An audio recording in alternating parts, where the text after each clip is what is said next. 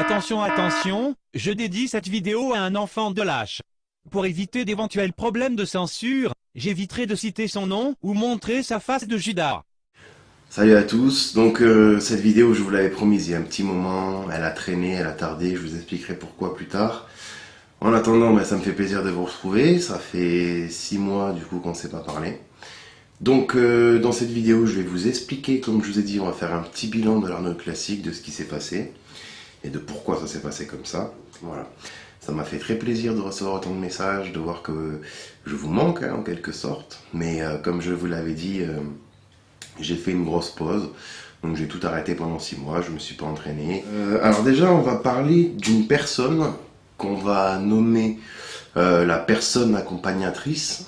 Je ne tiens pas à la citer, étant donné qu'en plus je lui ai fait déjà suffisamment assez de pubs comme ça. Donc en fait, la personne accompagnatrice, pour ceux qui ont suivi ma préparation, donc vous avez compris de qui il s'agit. Je sens ce qu'il reste de mes couilles qui commencent à disparaître. Sûrement un effet secondaire de ma lâcheté. Était en charge, entre guillemets, de ce qu'on appelle les derniers réglages de l'avant-compétition. Voilà. Donc il faut savoir que je me suis préparé tout seul pour cette compétition. Mes entraînements, ma diète, c'est moi qui ai fait tout ça.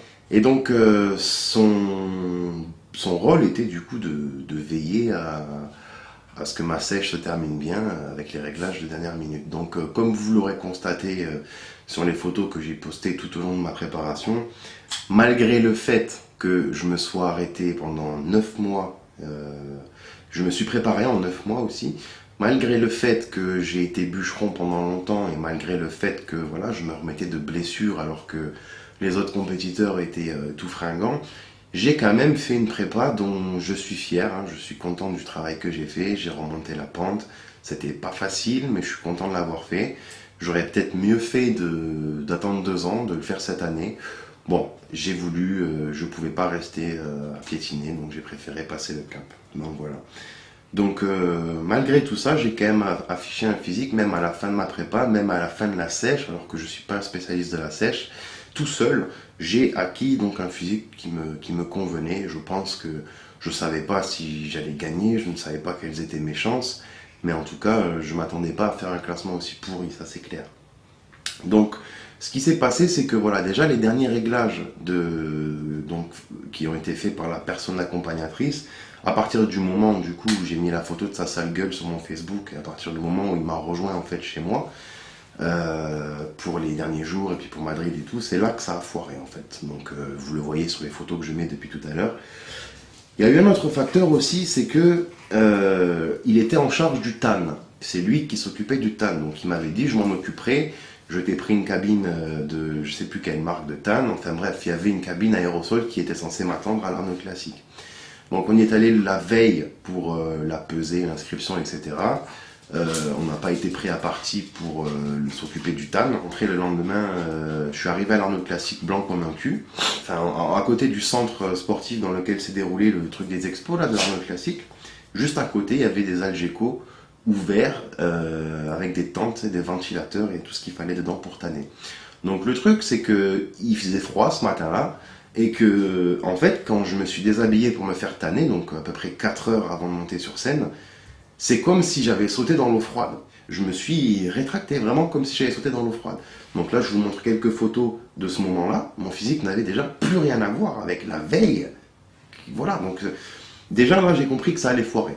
Déjà. En plus de ça, donc les derniers réglages, comme je vous ai dit tout à l'heure, étaient un petit peu loufoques. J'ai, entre guillemets, rechargé avec des pâtes de fruits et en buvant de l'eau à plusieurs petites reprises avant de monter sur scène. Donc ça, plus le tan du coup qui était, je sais même pas si ça valait une sous-couche ce que j'ai fait quoi, c'était pas prêt tout simplement, qui n'était même pas sec, plus les projecteurs sur scène, voilà, en 2 secondes le tan s'est barré. Moi, j'avais un physique qui avait muté en quelques heures, donc voilà. Vous en avez marre d'afficher un bon physique, vous voulez régresser pour votre prochaine compétition, mais vous vous y êtes pris trop tard. Avec sa technique de traître, vous pourrez y arriver en seulement un jour. Fiasco total. Fiasco total, le résultat pas du tout à la hauteur de mes espérances. On remarquera quand même qu'un jour, après le départ de l'incompétent de service, l'évolution du physique est bien meilleure que durant la compétition. Mais d'un autre côté, je me sens pas du tout vexé ou je me sens pas nul parce que, comme je viens de nous expliquer, il y avait tellement de facteurs qui dépendaient même pas de ma volonté que je peux pas me dire voilà, j'ai fait de mon mieux, j'étais à 100% et j'ai échoué. Non, je revenais de loin, j'ai quand même réussi plus ou moins à rattraper le troupeau. Et quand j'avais réussi à faire du bon boulot, voilà, là, je me suis fait niquer par l'incompétence d'une personne. Bon, encore, c'est pas pour ça que je fais cette vidéo et que j'en parle de cette façon-là, puisque je vous rappelle que dès que je suis descendu de scène, j'ai dit sur mon Facebook que j'étais bien, qu'il n'y avait pas de problème. J'ai pas du tout, je me suis pas apitoyé sur mon sort, j'ai pas fait de long discours, hein, tu te rappelles, voilà, c'était comme ça. Je suis sorti, je me suis remis à vivre et puis basta. Et j'ai même dit que je souhaitais ne pas changer de préparateur. Donc ceux qui me suivent, vous l'avez vu quand j'ai dit ça. Bien. Donc ce qui s'est passé après l'Arnaud classique, c'est que j'ai pas eu de nouvelles, plus ou moins. Moi, j'ai dû me réparer de mon côté, donc ça, pareil, hein. Pour l'instant, je dis rien, fais attention à toi. J'ai pris du temps pour moi, etc., pour me soigner, pour me remettre un peu de tout ça. Et j'ai fini par le harceler de messages, tout simplement. Je lui ai dit des choses du genre, bon, je sais que j'ai dit sur Internet que je voulais disparaître, que je voulais plus être actif sur Internet. Donc du coup, je sais que je vais plus faire la promotion de ton coaching, de tes réseaux sociaux. Donc je sais que techniquement, je suis un peu moins intéressant pour toi, moins digne de ton attention. Mais je me suis dit aussi, c'est un peu gros de faire ça, c'est-à-dire juste disparaître après, voilà, comme ça, comme un voleur, sans donner de nouvelles. Bref, ce qui s'est passé, tiens, répare-moi ça, j'arrive pas. Ce qui s'est passé ensuite, c'est que j'ai mis la pression, et le résultat a été qu'il s'est braqué. Voilà. Donc, suite au silence radio, moi normal, je m'énerve, je le prends pas bien. Et puis ensuite, le reproche qui est fait, c'est que je me suis énervé. Hein, donc, va te faire enculer. La chose la plus accablante, on va dire, c'est qu'en fait, il a jamais, voilà, après l'Arnaud classique, je lui ai parlé peut-être une fois ou deux, et j'ai fini par recevoir un SMS. Donc un SMS qui me disait, grosso modo, je ne souhaite pas continuer dans cette voie-là. De toute façon, ça ne nous apportera rien de bon, ni à toi ni à moi. Donc il a décidé de mettre fin à notre, entre guillemets, collaboration par un simple SMS. En fait, avec ce SMS, j'ai essayé de le trahir en toute tranquillité. Il y a vraiment cru ce sombre fils de pute. Alors que je l'ai appelé, mais 150 fois. J'ai carrément abusé. J'ai appelé 150 fois. J'ai envoyé 50 messages. J'ai harcelé le gars. Le gars n'a jamais voulu répondre. Et le gars m'a laissé un petit SMS comme on largue une petite pute, quoi. Voilà. Donc, le problème, moi, je suis arrivé, et comme j'ai fait déjà pour plusieurs personnes, je lui ai fait de la publicité sur mes réseaux sociaux qui sont quand même pas mal fréquentés. Et donc, du coup, il est arrivé à 5000 et quelques j'aime sur ses réseaux, alors qu'avant, voilà, il y en avait 100 ou 200, je crois, 300, je sais même pas si, je sais plus. Bref, avant que j'en parle, c'était personne, il n'était pas connu. En tout cas, quand on disait son nom, il n'y avait rien. Maintenant que j'en ai parlé, forcément, cela a donné une crédibilité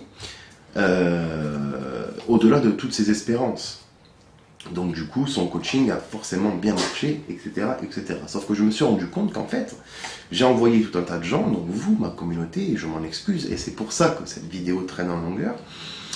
Je souhaite dire haut et fort que je ne cautionne en aucun cas, et je ne valide en aucun cas, et je n'accorde en aucun cas ma crédibilité à cette personne-là. Cette personne-là m'a trompé. Le plan, je vous le dis, c'est en fait il m'a amadoué avec des photos de lui et Brent Schwarel. Voilà, des photos que vous avez vues puisque vous avez liké la page que je vous ai dit d'aller liker. En fait, ce mec, il est allé voir les gars dans la salle du Métroflex et il a fait des photos comme des tas de gens viennent faire des photos avec moi, c'est-à-dire en tant que fan, que groupie. Et c'est très bien. Simplement, le problème, c'est qu'en rentrant en France, sachant pertinemment que les gens sur les photos ne pourraient jamais dire non, je le connais pas, puisque il nous parle pas, il me fait croire qu'en fait, Brent Schwarel, Cory Matthews, et puis le patron du Métroflex, en gros, c'est ses potes, quoi, qui boit le café avec eux, qui s'entraînent avec eux, que voilà, quoi. Je te jure, c'est mon ami, même qu'un jour on s'est croisés du regard et il m'a dit bonjour. Donc moi, il m'a expliqué, grosso modo, je t'amène à l'Arnold Classique, on te paye tout à l'Arnold Classique, t'as tes chances, de toute façon, t'es un bon athlète, et en fait, je te présente à Branch Warren, et puis en fait, voilà, ton avenir va s'éclaircir. Grosso modo, c'était ça le plan. En fait, il s'est foutu de ma gueule, hein, à fond, quoi. Donc, il n'y a jamais eu de Branch Warren, il n'y a jamais eu de machin, et en cours de route, j'ai compris qu'il les connaissait pas. Bon, je me suis dit, bon, c'est pas grave, c'est un mytho, mais voilà, je lui ai demandé de s'occuper des derniers réglages pour ma compète, on va y aller, et puis on verra bien ce qui se passe. Effectivement, tout a foiré, hein, comme quoi, que quelqu'un qui voit une photo comme ça se dit, ah ouais, il connaît un tel, et donc, bam, bam, dans la tête, ça va très vite. Et du coup, en fait, ce mec, c'est ça. C'est un écran de fumée, avec aucune connaissance. Si vous regardez bien les vidéos dans lesquelles il apparaît, vous verrez bien que, on dirait que c'est moi qui l'entraîne, c'est-à-dire que le mec ne m'a jamais donné un conseil, clairement. Quand on s'entraînait, c'est lui qui apprenait de moi, grosso modo, c'était ça. Mais moi, je me disais, ok, il me sert à quelque chose, je vais faire sa pub, j'y trouve mon compte. Mais je ne me suis pas rendu compte, et là, je m'excuse auprès de vous, qu'en fait, je vous ai conseillé d'aller voir un abruti. Je suis un gars correct, je suis un mec, j'accorde ma confiance, certes peut-être un peu vite, mais à partir du moment où je dis blanc, c'est blanc, blanc, c'est blanc. Je ne vais pas la faire à l'envers, dans la folie, vous voyez ce que je veux dire? Donc, pourquoi je me rase la tête là? Je me rase la tête parce que ça va vous marquer. Ouais, Lorenzo, il s'est rasé la tête. Lorenzo, il avait une tête de fou en nous disant ça. Mais rappelez-vous bien de ce que je suis en train de vous dire. Je suis en train de vous dire que le milieu du bodybuilding est gangréné. Le milieu du bodybuilding est gangréné par des individus comme ça, qui se foutent de votre gueule, qui ne connaissent rien à la muscu, et qui, du coup, par des petites magouilles et des petites combines, s'octroient une crédibilité d'office. Donc moi, je vous ai dit la vérité. Je pense que vous me faites plus confiance que lui, qu'on ne sait pas d'où il sort. Et je vous dis, c'est un fils de pute. Un fils de pute qui n'a aucune morale, qui n'a aucun courage, puisque je n'ai toujours pas eu de ses nouvelles. Attention, un chauve de mauvaise foi a été détecté. Alors, déjà je tenais à dire que je n'ai pas servi à rien et que je me suis révélé être un élément quasi indispensablement décisif dans l'entreprise de cette quête périlleuse que représentait ce projet de compétition. J'ai par exemple endossé la responsabilité de la prise en charge de façon personnelle l'aspect pécunier du périple, ce qui se traduit par le paiement de l'essence pour le trajet à Madrid, ainsi que une suite royale d'hôtels spacieusement contemporaines en plein cœur de la ville madrilène. J'ai également assuré la réservation préalable et cruciale de la cabine de tannage pour la belle peau de Lorenzo. J'ai aussi payé son sirop pour la toux, car ce petit garnement fut en cachette devant sa PlayStation avec la fenêtre ouverte pour pas se faire griller, donc il attrape des rhumes. J'ai aussi assuré en serrant les fesses, les diverses dépenses engendrées par mes recherches scientifiques et ma scolarisation à l'école de Poudlard pour mener à bien ma carrière toute fraîchement débutée de maître alchimiste et enchanteur et emboucaneur lacan de ta sœur. J'ai pris très soin de lui, car comme vous le savez, je gagnais beaucoup d'argent grâce à lui, et puis j'ai même pu remettre les chèvres en liberté quand j'ai eu assez d'argent pour m'acheter une charrette à moteur biturbo.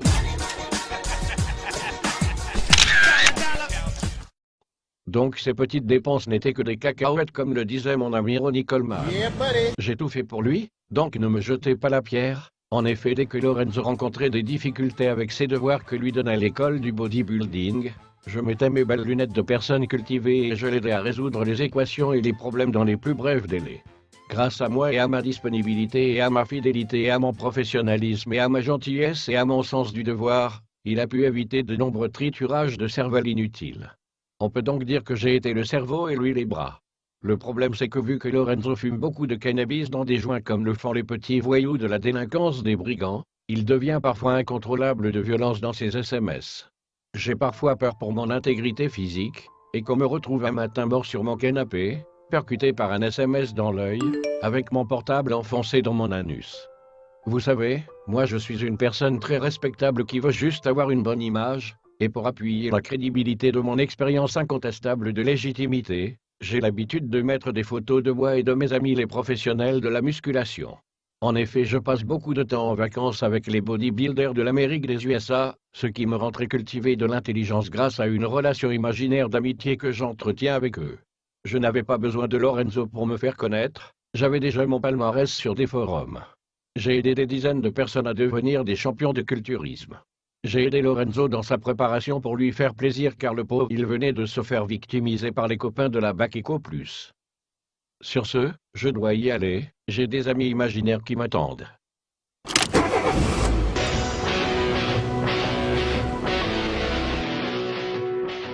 En gros, on est allé à l'Arnold Classique, t'as foiré ma prépa, T'as pas assumé, t'as eu peur que je le dise, donc tu t'es barré. Et en gros, tu racontes des histoires à droite, à gauche, mais tu crois que les gens, ils vont croire qui?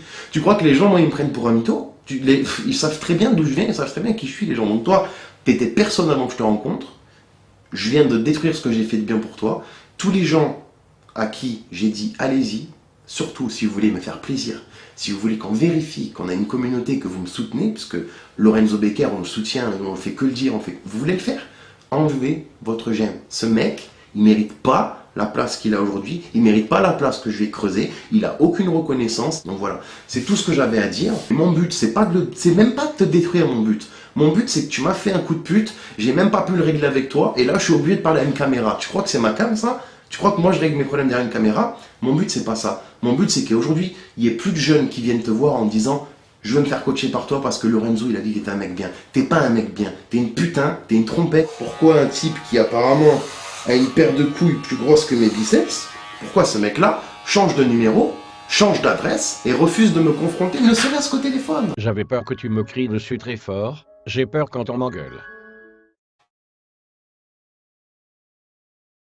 Et ensuite, voilà, j'encule les gens, je disparais dans la nature, et je me dis que ça va passer. Mais non, mon gars, ça va pas passer. Résumons ce préparateur physique, il ne sert à rien, il foire votre prépa, arnaqueur, mythomane, fuyard, opportuniste, fils de chauve, trompette de qualité, gangster de Lidl. Amuse-toi à m'envoyer des Tchétchènes.